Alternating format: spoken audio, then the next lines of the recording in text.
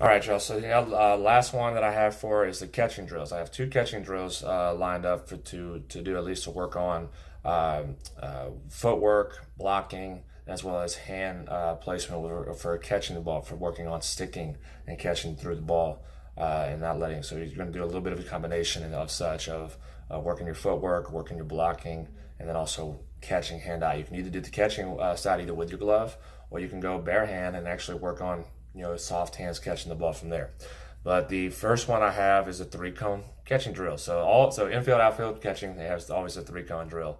But so if you have a home plate, you put cone number one in the center, down the middle. Cone number two can be on the right side of the batter's box or left side, and cone three would be the opposite side. So you have one in the center, three on the outside corner, on the right side of the plate, and then cone on the left side of the plate. So you always have a cone lined up. So it's 1, 2, 3, or whatever combination that you want to have from there.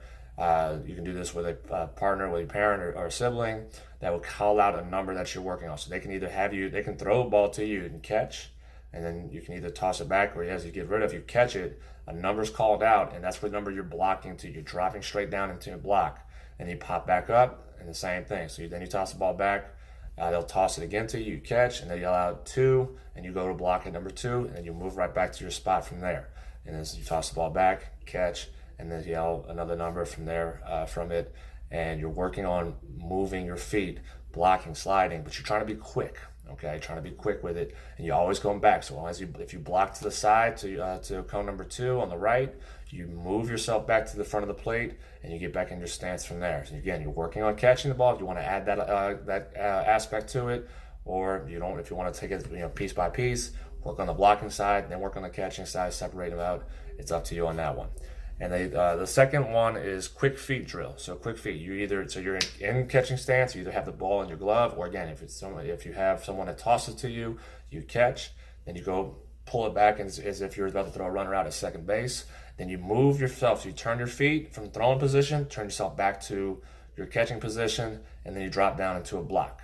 And then you push yourself back up into your catching stance, and then you turn your feet into your throwing stance, throw a runner out at second. So you're doing those.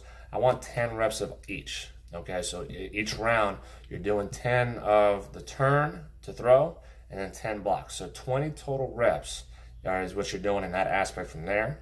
3 rounds of that. So 3 rounds, 10 of the 10 each cone. So 30 total for the 3 cone drill, and then 10 each on the throw to turn your feet to throw, and then 10 blocking, 3 rounds of that one as well. So 20 total reps on that, and that's the catching drills that I'll have for y'all lined up today as well for this week, and then I'll have more done next time around.